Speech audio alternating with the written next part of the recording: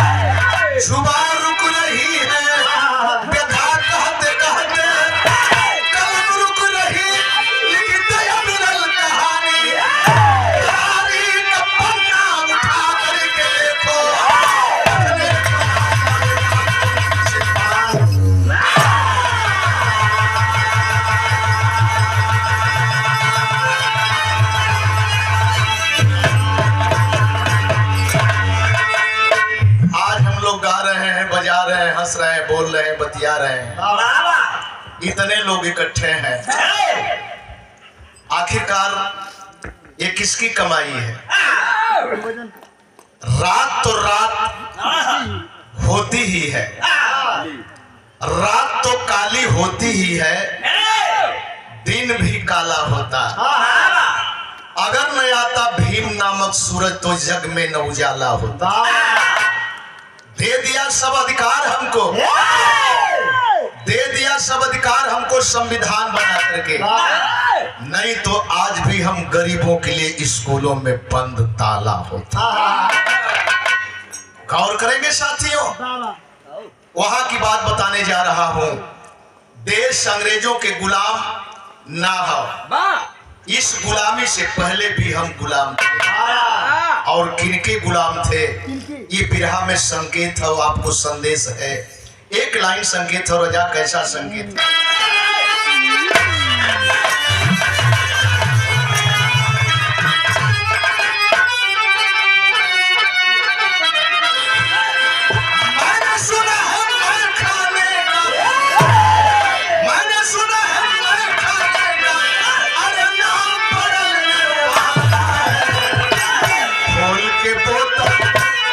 सामने अरे चाम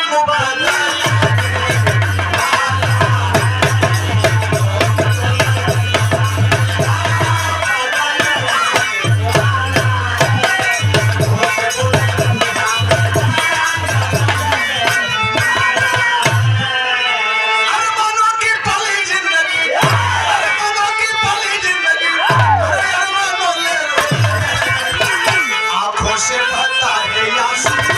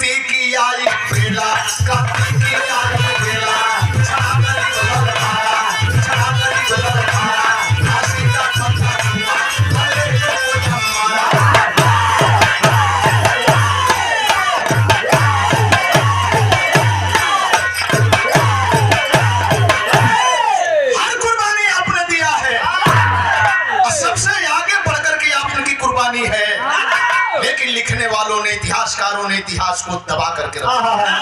यही जन से तनि सब उठा ले स्वर्गीय राम ने जाके झलक।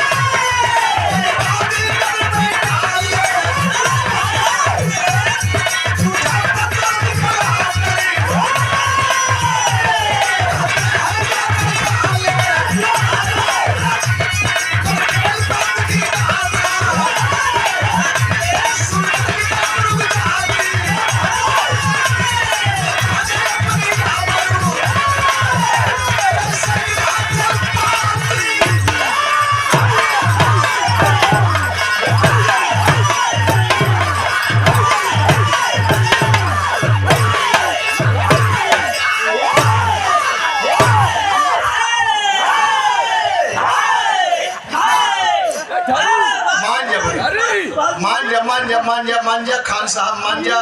कैया से मान जा, वो चलाकी कैले है, ठीक चलाकी कैले है। बस ये दोनों साले झुक नहीं सकते पुष्प।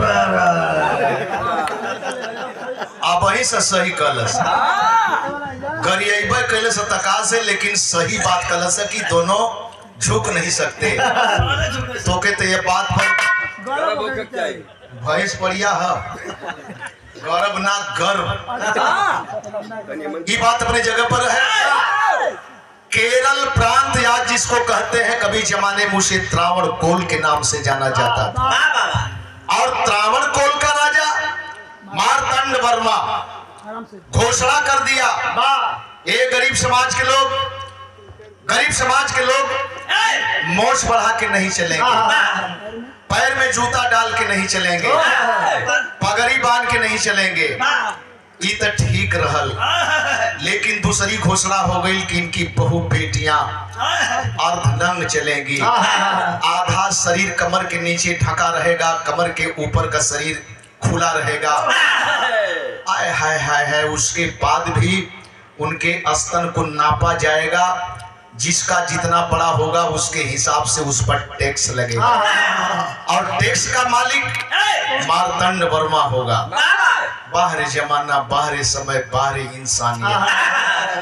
कैसे जनता जी ही हो। एक लाइन तर्ज लगल भैया हो।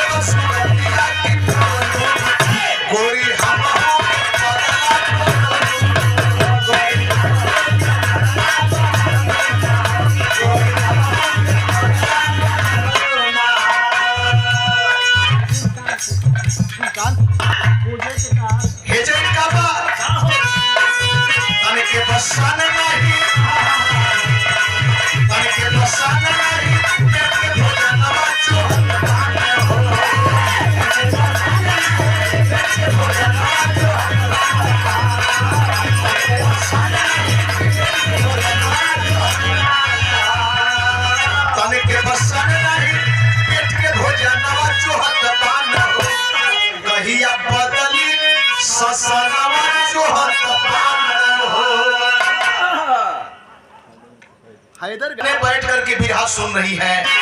सोचे के परगल नंदलाल रवि के इनके सम्मान के विषय में सोचना पड़ गया है।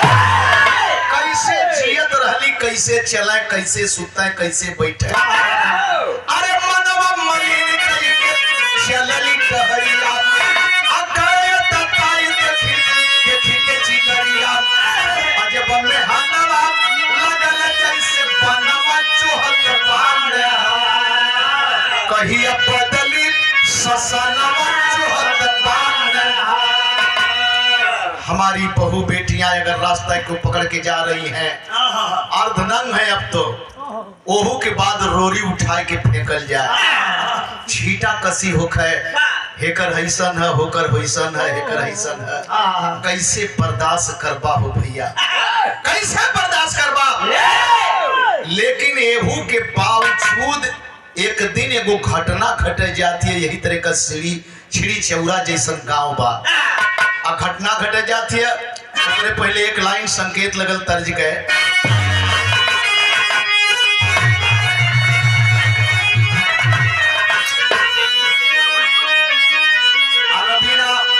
एगो में देखा कंपोज कैले, ये तर्जवा में कंपोज कैले। तर्ज की गवाही पहले दैया मैया रे अपना जेबे भट्ठा पर कमाए।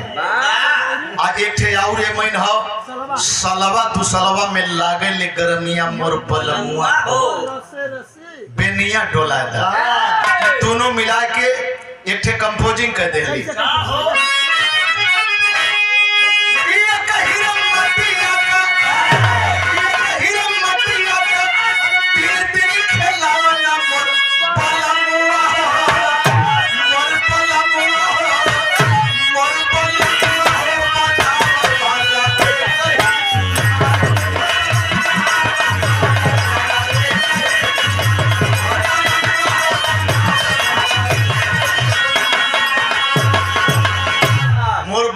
हो बनावे वाला एक ही कुम्हार, मर्द को भी वही बनाया है, औरत को भी वही बनाया है।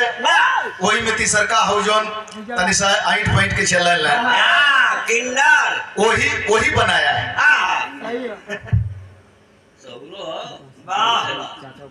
अच्छा अच्छा परम आदमी आप मानने कृपा शंकर ईसाई साहब, जिनके चाचा साहब का आज हम लोग निर्गुण गा रहे हैं। वाह वाह समय, बड़े दिलेर व्यक्ति थे, बड़े विचारक व्यक्ति थे। ये 250 रुपया पुरस्कार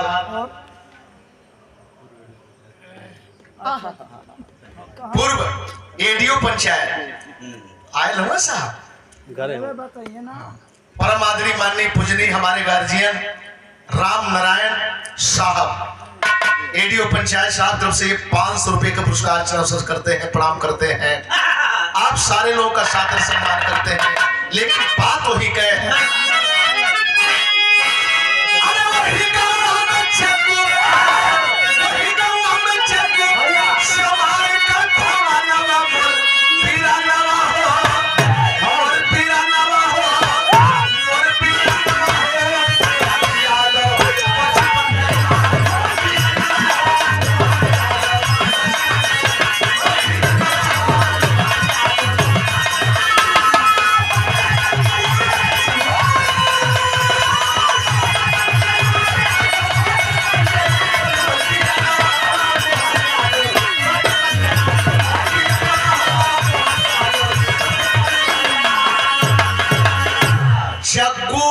चमार और मोहन अहीर, दोनों की बड़ी गहरी मित्रता।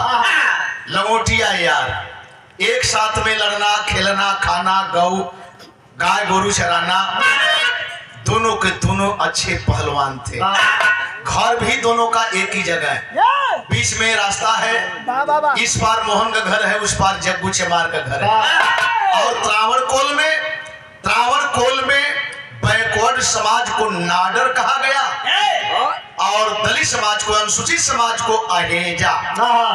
देखे वहां की भाषा है, कहीं जाट कहल जाला, कहीं जाटो कहल जाला, अपन अलग अलग पहचान। लेकिन त्रावणकोल में नाडर और अहेजा दोनों आए हैं, बड़े प्यार से प्रेम से रह रहे थे।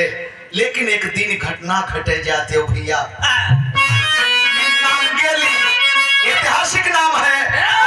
नांगेली पहिन चली तनवा के लगल खबर या बताई नीच साप।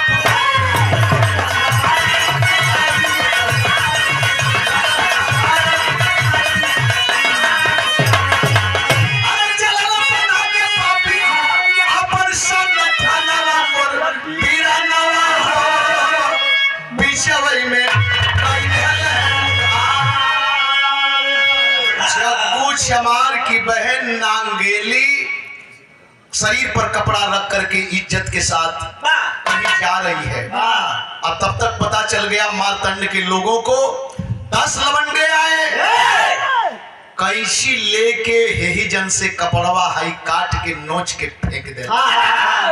खलस साली, तेरी हिम्मत आदेश का उल्लंघन कर रही है। मेरी बहन वहीं से वापस हो जाती, लेकिन रोवत वापस यही हो भैया। कौने रूप में बहन वापस आती है?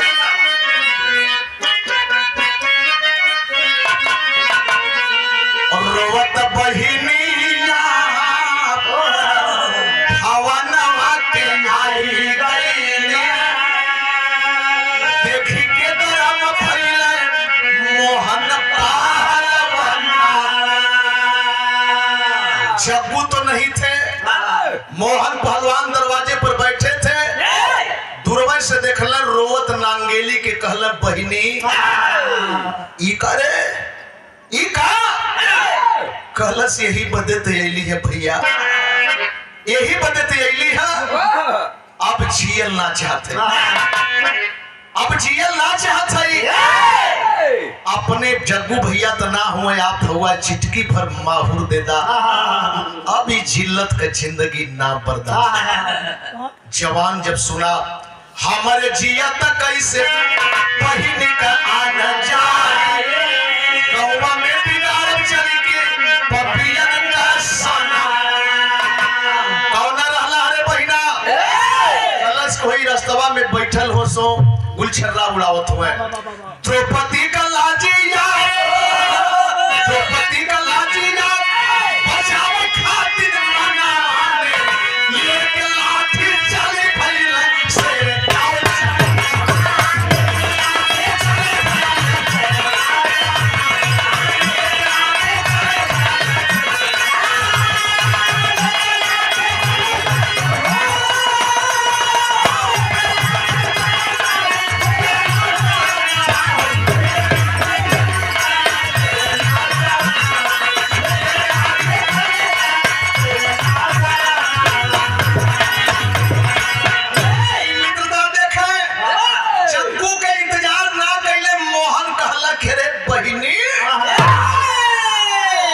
जहर मांगत है, जहर उन्हन के देवे जात है।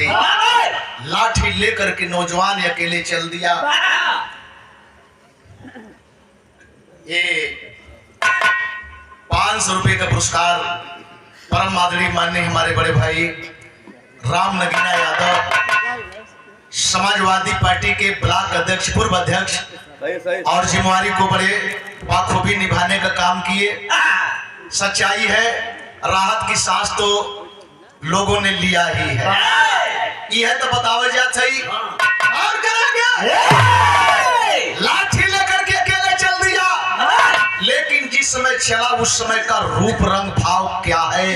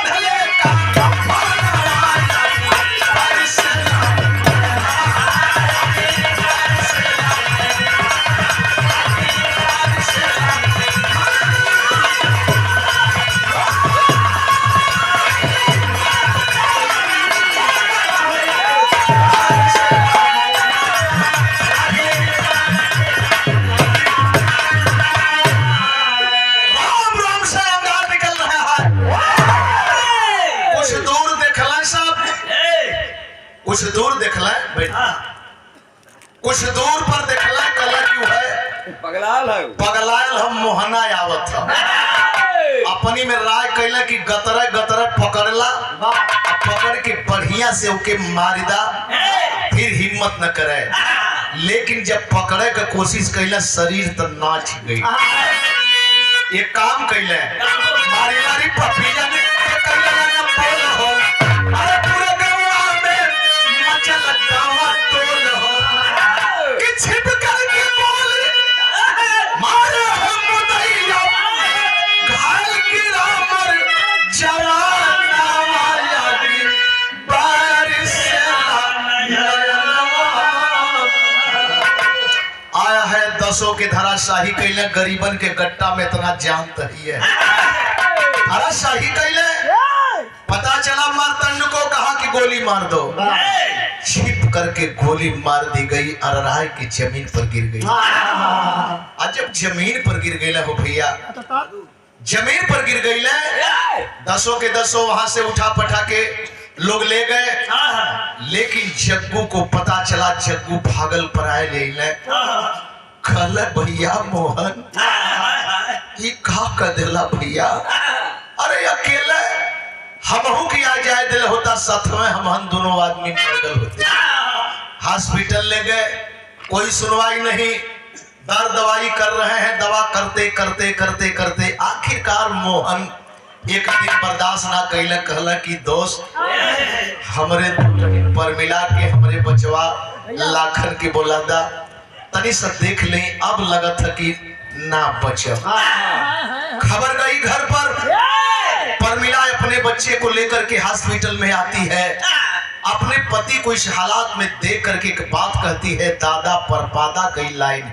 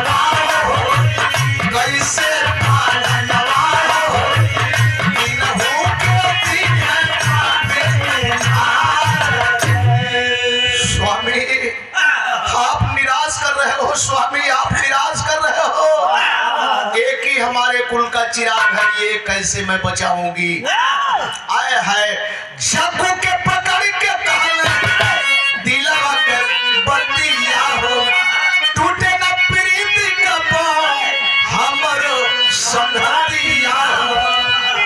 वाना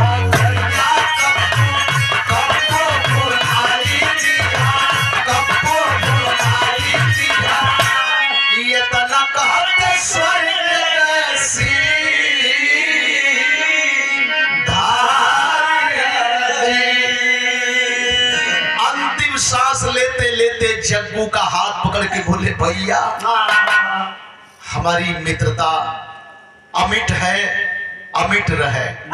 अब मैं जा रहा हूं, लेकिन मेरे बच्चे का, मेरे बीबी का ख्याल रखना जग्गू भैया। आए है मोहन का दम टूट गई, कफन दफन भयल। एक दिन, दो दिन, तीन दिन, 4 दिन बीतल। 5वां दिने जग्गू अपने दरवाजे पर बैठल हो निराश। 10-20 लवंडे आए और जग्गू को एक पेड़ में बांध दिए। पेड़ में बांध करके मारने लगे। निकली नांगेली घर के अंदर से। और जब इस हालात को सब देखे बोले साली कमीने। घमंड था दोनों पहलवानों पर, दोनों भाइयों पर घमंड था ना। एक चला गया, एक आज जाएगा। इसके बाद तो हम लोग नाप लेंगे, तब टैक्स लगाएंगे। आज जब इस बात को सुनती है गरीब की बेटी, अरे तब दलित बालिका गरज पड़ी। भाई बना है, तब दलित बालिका गरज पड़ी। सुन ले अंजाम मेरा। सर कट सकता सर कट सकता ना झुक सकता, यही सुनो पैगाम मेरा। जिस यान के ऊपर मोहन जस देवता ने जान गवाया है, अरे क्यों भूल में जाऊं उस भाई को, क्या सोच के पापी आया है। देख लेगा नाप लेगा, आ गई रोश में तब पाला, हाथे में उठा कटारी है, ले नाप ले पापी स्तन मेरा, अपने स्तन पर मारी है। घर के अंदर गई, कही अभी मैं नाप देती हूँ, छुरी सब्जी काटे वाली उठौलस बाहर मेरी बहन, दोनों स्तनवा अपन ही काट के केला के पतई में लपेट के लिया के थमावे लगे। के बंधु केला का पतई क्यों?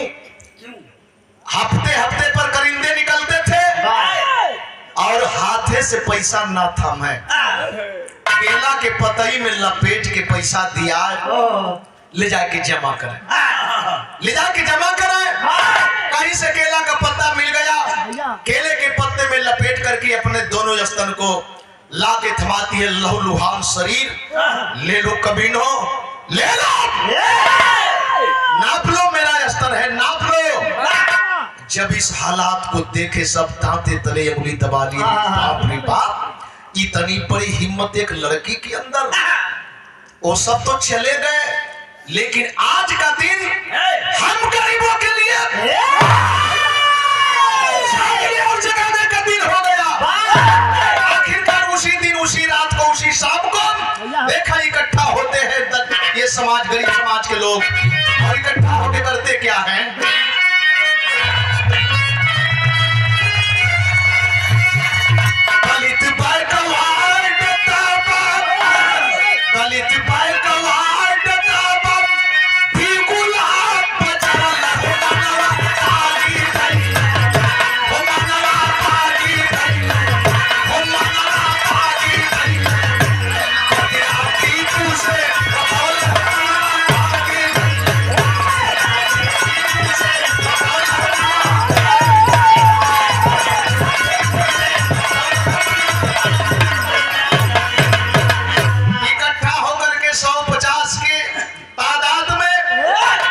सूर गए जहां का शासक टीपू सुल्तान है, हैदर अली का बेटा, और जाकर के नजदीक में शरागत होते हैं, शरागत होकर के एक भीख मांगते हैं। कैसे भीख मांगते हैं? पपिया मुदैया मिलके, पपिया मुदैया मिलके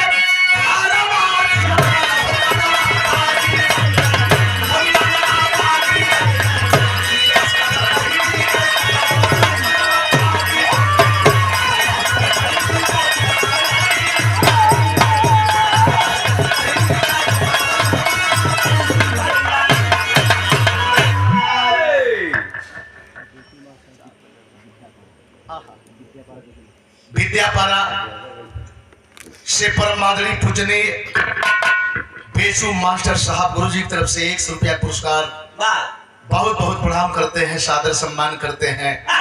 लेकिन बात वही के टीपू सुल्तान के सामने शरणागत हुए और एक बात बोले कि साहब हम लोग केरल से त्रावणकोर से आए हैं और हम लोग इसलिए आए हैं कि साहब कोई विकल्प बताइए, हम लोग मरना चाहते हैं। मरना चाहते हैं? हाँ साहब, हम मरना चाहते हैं। जब सम्मान ही नहीं तो जीव जहान कैसा? और जब हकीकत को टीपू सुल्तान जाने, अपनी म्यान ऐसे किए, तलवार म्यान से खींचे, गले बहादुरम मरने का रास्ता बताते हैं, मरने का रास्ता बताते हैं। बिरहा में कवि जी भाव दिलन,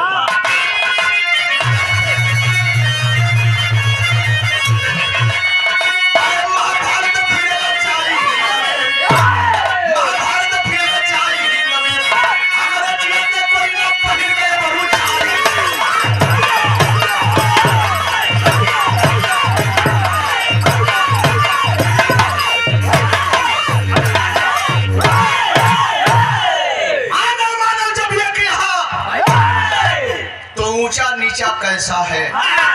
अरे तू ऊंचे बनते हो इसीलिए कि तेरे पास में पैसा है। हम यधम काम तेरा करते हैं, हम यधम काम तेरा करते हैं, तू हमको गंदा कहते हो। मंदिर पर बैठ ईश्वर का नाम ले, तू अपनी धंधा करते हो। सबका लहू जब लाल यहाँ, सबका लहू जब लाल यहाँ, तो कैसा ऊंचा नीचा है। यही गुलशन है उस मालिक का जो प्यार से सबको सीखता है। तलवार निकलने और तलवार ऐसे ही लहरा के कहले, आज के बाद जवानों अपने संगठन को मजबूत बना लो। तुम्हारे संगठन के साथ हमारे लोग रहेंगे और किसी भी जात बिरादरी के बहन बेटी के ऊपर अगर कोई गलत निगाह डालेगा तो उसके खून से मेरी तलवार रंगी जाएगी। था मुसलमान का बेटा, और करेंगे उसके खून से मेरी तलवार रंगी जाएगी। अब दमन चक्र शुरू हो गल, कत्लेआम शुरू हो गल। जे भी कहीं पता चल गल कि फलाना आदमी फलाने के पिटिया पर नजर डलस, सीधे जाए के रेल दे आए हाय। लेकिन एक बात टीपू सुल्तान और कहले का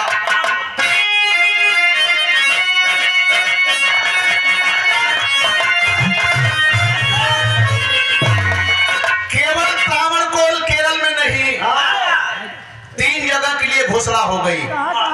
जहां के शासक थे वो भी मैसूर के मैसूर में भी, कि त्रावणकोर में भी और हैदराबाद में भी। ये जहां का निजाम था, कहा कि तीनों जगह अगर कोई शिकवा शिकायत मिलती है तो मेरी तलवार उसके गर्दन पर होगी। इतने ना कहला, एक बात और कहला,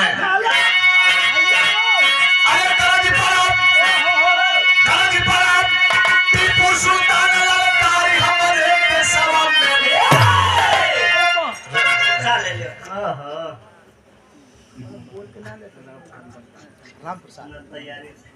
बाबू राम प्रसाद बनगावा की माटी से 100 रुपया पुरस्कार।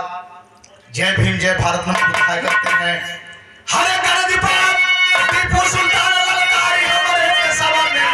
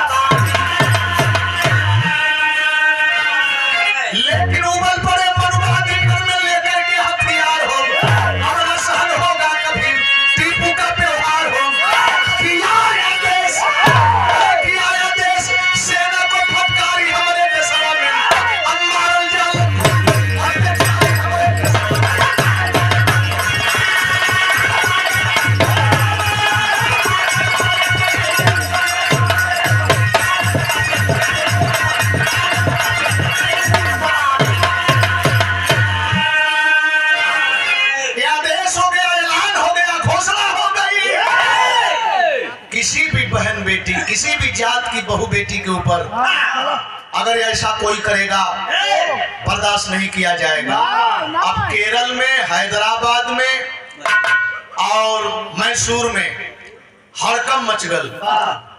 आखिरकार आपस में लोग राय विचार करने लगे कि ये मैसूर का है तो मैसूर में अपना शासन चलावे। केरल में क्यों चलाएगा, हैदराबाद में क्यों चलाएगा।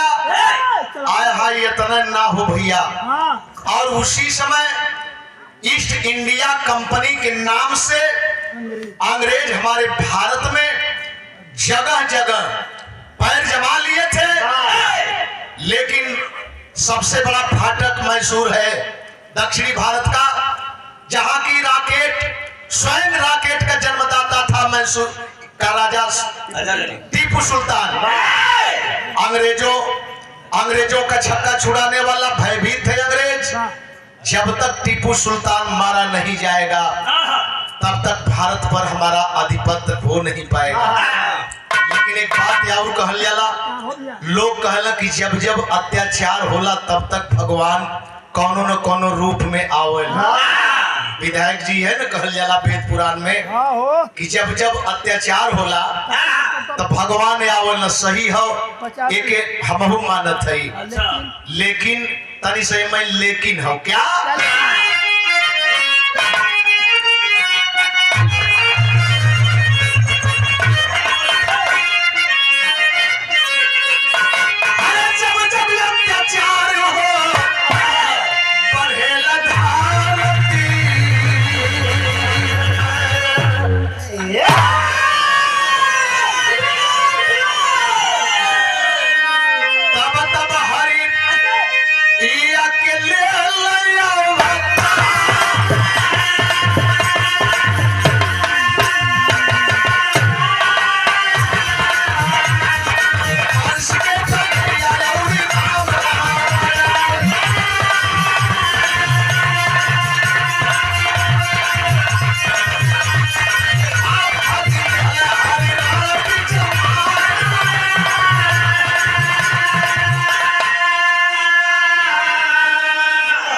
भगवानों कैठे हुए भगवान सबकर न हुए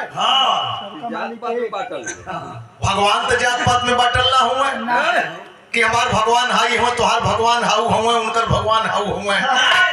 ये पुनः मान्य हमारे बड़े भैया अनिल विधायक जी ग्राम सभा चौरा की माटी से 100 रुपये पुरस्कार बहुत बहुत सम्मान करते हैं। गरीबन के भी भगवान मिल गई है, ऐसे भगवान मिल रहे गरीबन का टिप्पू भगवान बन गई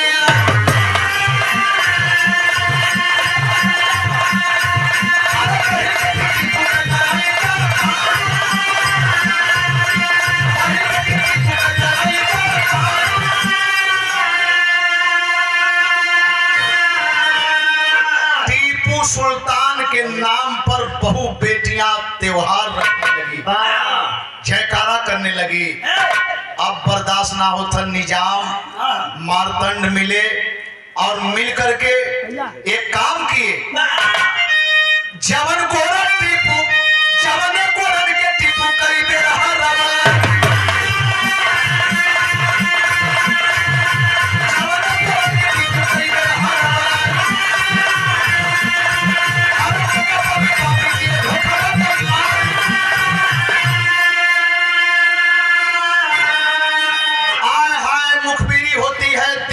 से एकाएक हमला होता है टीपू सुल्तान पर। अल्लाह जवनवा शहीद होई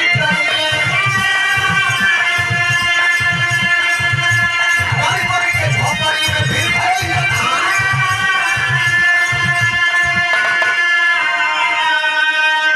4 मई 1799 को टीपू सुल्तान शहीद था। आज जब टीपू सुल्तान लड़ते हुए शहीद हो गए तो टीपू सुल्तान की तलवार और हीरे की अंगूठी जिस पर राम लिखा है आज भी ब्रिटिश गवर्नमेंट के म्यूजियम में बंद है। था मुसलमान लेकिन अंगूठी पर राम लिखवाया था। और हमारे पतिराम गुरुजी लौकत हुए बुजुर्गा से आपका स्थान यहाँ है। ब्रिजेश सूत गए हुई है, ब्रिजेश बाबू सूत गए हुआ कि जागत हुआ उर्फ भोलू। गुरुजी आई आई आई तनी सम्मान हो जाए।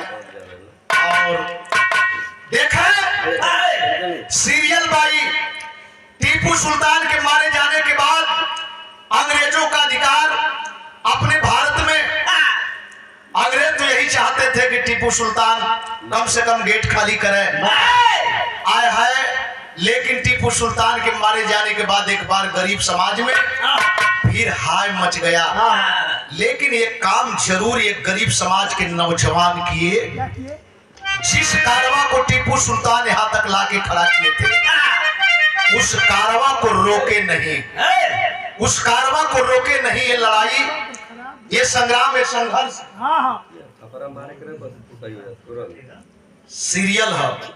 एको पॉइंट एयर और हुई तो पढ़े लिखे लोग अंगुली उठा दी है। नंदलाल ना विद्वान हो, जिन सब विद्वान हो सदा।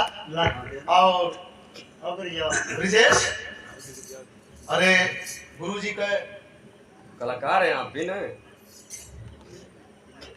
कहा चाहते चेंज चाहता बे महाराज तो हमसे काहे चेंज लेते हुआ कितना फुट कर दे है चेंज के बतिये छोड़ा कै रुपया की चेंज 500 का झट से दा अरे तो हम वैसा ना गणना करते हां फोटो वाला गिनती करते हो ला देखा होगा लोग बड़ा सीख देने लोग अच्छा और आज भी गुरु पूर्णिमा के दिने बुढ़ौती में चौथापन हो लेकिन सिंधी ताली रामलाल गुरु के यहाँ पहुंच जाला हर साल याद करला हमका गुरु जी हमार तो जनते हुआ ठिकाना कि सबसे पहले फतेहुल्लाहपुर केशव कवि के पूजा एक बाद शादी वादी और राम फिर गुरु आप हुआ एक बाद तो फिर बनारस सिंधी ताली हम जाइला ओजैन बिहान करीला एक बाद तब आइला एक बार हम सम्मान करे जात हई ये लोगों के आशीर्वाद से मन फलत फूलत हई जोरदार ताली बजा के स्वागत कर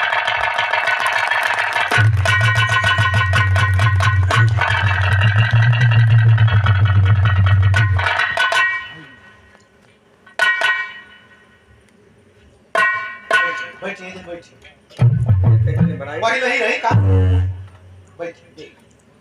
टीपू सुल्तान के मारे जाने के बाद जवान उस कारवा को रोके नहीं कारवा चलता रहा लड़ाई चलती रही उसी बीच में मेरे दोस्त होता क्या है अब हमारी लड़ाई अंग्रेजों से भी क्रांति दल के रूप में होने लगी आज जब क्रांति दल के रूप में होने लगी तो एक काम एक जगह से और हो गया हमारे लिए छत्रपति साहू जी ये ऐलान का इतिहास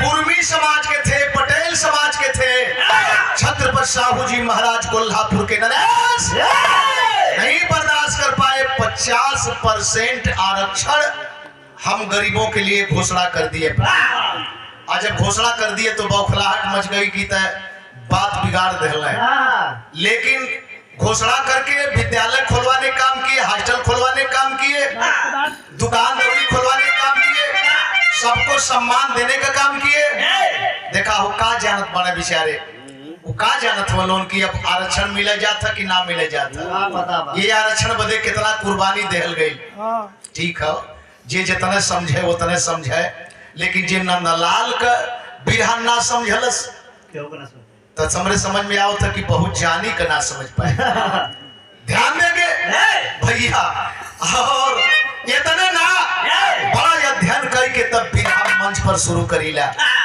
आखिर में बात बिगड़ गई अब अंग्रेजों से लड़ते लड़ते लड़ते लड़ते खून खराबा होता गया अंग्रेज आखिरकार ऐलान कर दिए गांधी एंड नेहरू कंपनी के लोगों से कि भारत की आजादी चाहते हो तो भारत का संविधान बना के दिखा दो बिगाड़े बदे घर के हु कह देला बनाओ बदे बड़ा कम लोग मिलेला अपनहु बदे यह गरीबन के खोजल जाला आया है संविधान की जब बात आ गई तो कोई नहीं दिखाई दिया तो गरीब का बेटा दिखाई दिया आपका बेटा दिखाई दिया आपका भाई दिखाई दिया जब बाबा साहब को मौका मिला संविधान बनाने के लिए बाबा साहब एक काम कर गए कितना अच्छा काम कर गए वही नहीं अब चलला साहब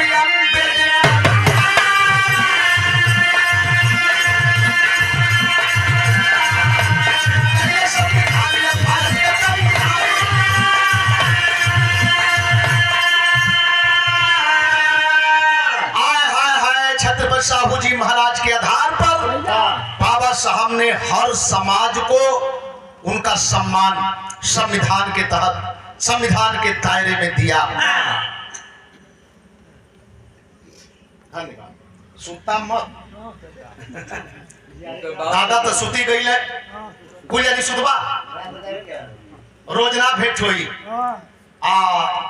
ये बड़ा मूल्यवान चीज हो आज ये 200 रुपया पुरस्कार बड़ा मानीला ये कोनो बनावटी ना है ब्रिजेश बाबू को अपने भाई के तरह, बेटा के तरह शिष्य समझ ले, चाहे भाई समझ ले, चाहे बेटा समझ ले, उतना प्यार मैं देता हूँ। पूछे लगना यही में घुमाए घुमाए के, गुरुजी कुछ बोलत ना है, हम कनी अरे भाई बोल ही के बात करत हुआ, दादा चल गई अरे भाई हम बोली कल की रबीना के, हमका रबीना के तुरंत फोन कर दा देता हमारा देता लपेट के वही तरीका, अरे मौलवा थमावल जला माल डालो। हाँ माल मालवा दोनों दिया था। एक बार सम्मान करें ताली बजा के बिटिया का। और ये 500 रुपया पुरस्कार। अब ले छोट रहलू हो लेकिन अब बहुत बड़ हो गई। आप नहीं बतौलू हो कि देव वाले का हाथ ऊपर होला, ये हम भले बतौले ही तक से लेकिन जैन हमसे पहले बाजी मार गईलू है तो देव वाले का हाथ ऊपर होला, ले वाले का हाथ नीचे, और देव वाला हमेशा महान होला। लेकिन ये जैन देवहू वाला भिखारी हो गई, न ले वाला राजा हो गई। कैसे? दे दो भैया, दे दो भैया, दे दो बाबू, दे दो माता। 1 पैसा 2 पैसा। देवा वाला भिखारी हो गई है और लेवा वाला राजा हो गई है। गान करेंगे संविधान के दायरे में बाबा साहब अगर नहीं लिखते, अधिकार नहीं पढ़ने का देते, तो क्या प्रधानमंत्री पंडित जवाहरलाल की बिटिया ब्राह्मण परिवार से थी, इंदिरा गांधी प्रधानमंत्री बन सकती? मोदी साहब प्रधानमंत्री बन सकत रहा? प्रतिभा सिंह पाटिल महामहिम के कुर्सी पर बैठ सकती? माई बहन के तो अधिकार है ना रहे एकदम, चाहे कौनो समाज का बहन बिटिया, अधिकार ही नहीं था। द्रौपदी मुर्मू ये समय आदिवासी समाज की है, लेकिन आज इस देश की सर्वोच्च कुर्सी पर बैठी है, विराजमान है। कहीं मौका मिला? बाबा साहब अगर नहीं आते तो मौका मिलता? गौर करेंगे वहू के बावजूद संविधान पर सबकर नजर हो कि बिगाड़ दहलिया, हाई कह दहलिया, का संविधान में गलती हो? संविधान तो सबके सम्मान देला, अगर अपमान हो तब ना। जो सम्मान देने का काम करता है उसका सम्मान करना चाहिए। इतने ना हो भैया, संविधान भी बन गया, 26 जनवरी 1950 को लागू भी हो गया, 52 में पहला चुनाव भी हो गया, लेकिन सरकार आती गई जाती गई, अधिकार संविधान के दायरे में ही हम गरीबों का तनी से मौका मिलल। चौधरी चरण साहब को 2 ठे काम बढ़िया कर गई, जेकर पहले जमीन ना, वो जमीन का मालिक हो गल। और एक बिरादरी के लोग पटवारी कहे जाते थे, और उस चीज को तोड़ करके आपने अपनी कलम से सजा दिया। हर समाज के लोग लेखपाल कानूगो बने के काम करते। चौधरी साहब कहले, फिर सरकार बदल गई, आती गई जाती गई, मेरे दोस्त मौका नहीं मिला, मौका मिलल फिर तनी सा काम।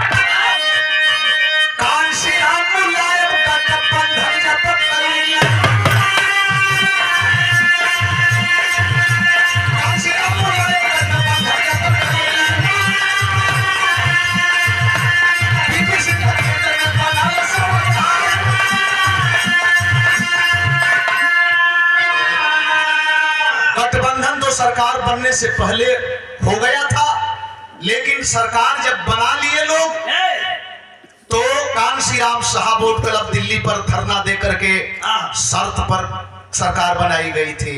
यही शर्त था ना, आप मंडल कमीशन लागू करो वरना कुर्सी खाली करो। आप वास्तव में बीपी सिंह साहब मंडल कमीशन लागू कर दिए, और जब लागू कर दिए तो प्रधानमंत्री बनने से पहले उन्हीं के लोग कहते थे राजा नहीं फकीर है, देश की तकदीर है। और जब सरकार मंडल कमीशन लागू कर दी, आपका अधिकार आपको दे दी, तो वही लोग कहने लगे राजा नहीं रंक है, देश का कलंक है। सरकार 90 में गिरा दी गई, सरकार गिर गई, लेकिन यहाँ की बात सीरियल बाई यहीं पर छोड़े, फिर चलाए केरल में।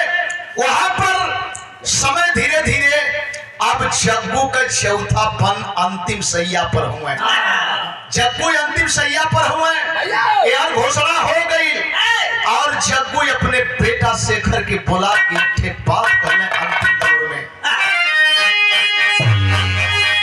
अरे शेखर के बोला के जब कहले एक पतिया हमरे कन्हैया के निहज निशान।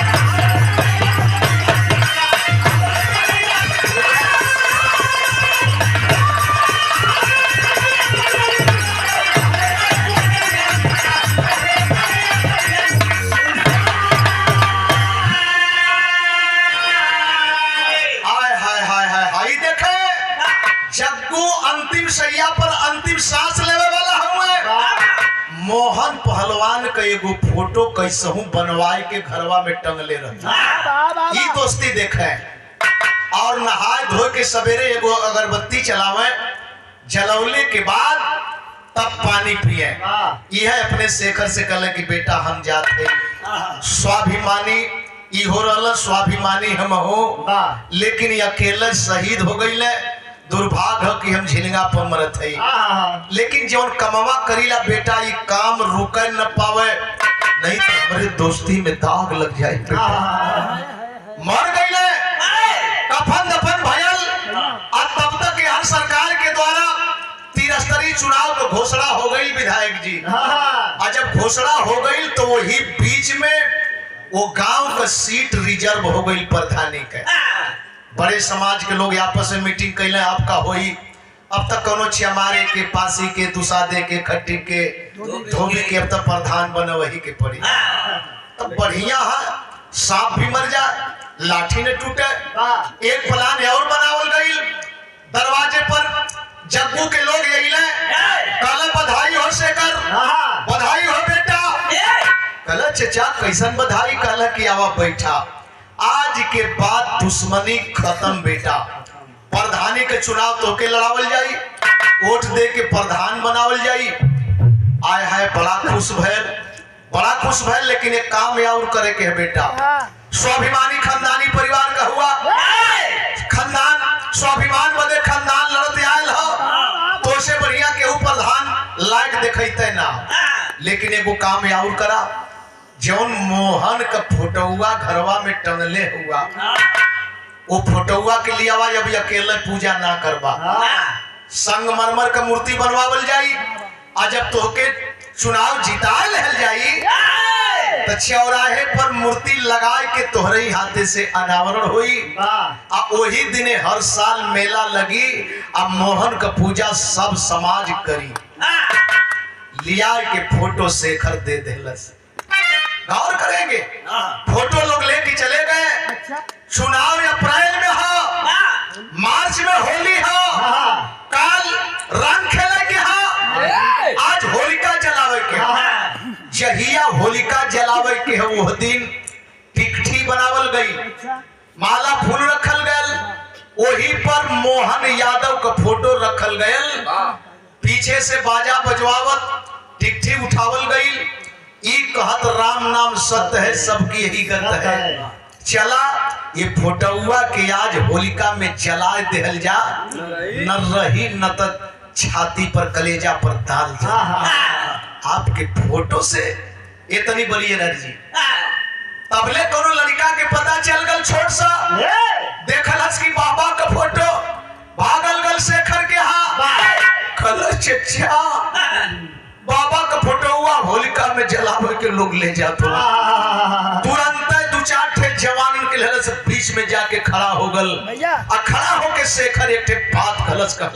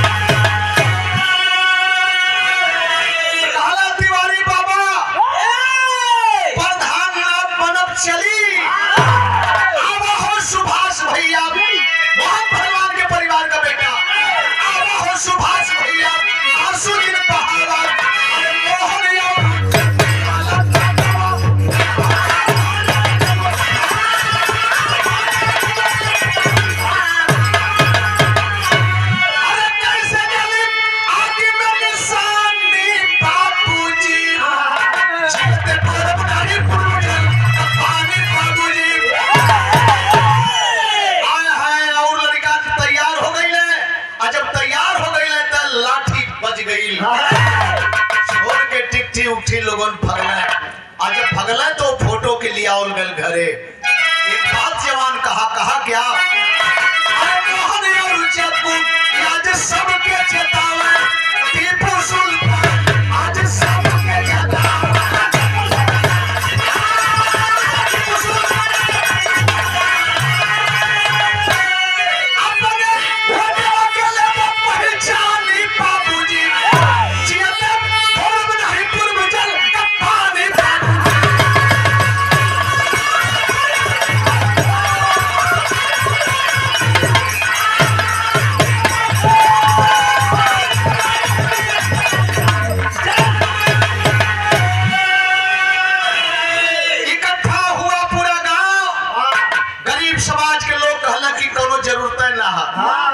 चुनाव लड़ल गल। पहला चुनाव शेखर चमार का बेटा हेजा जीता और संगमरमर का मूर्ति बनल। मूर्ति बना के जवन वो लोग कहले रहले चौराहे पर लगल। दुइये जगह मूर्ति का पूजा होले। और जानते हैं ऐतिहासिक दृष्टिकोण से 1 जनवरी के बम्बई में भीमा कोरे गांव में जहां पर 28,000 पेशवाइयों पर 500 महार भारी पड़े थे। 28,056 एक आदमी पर परत हुए।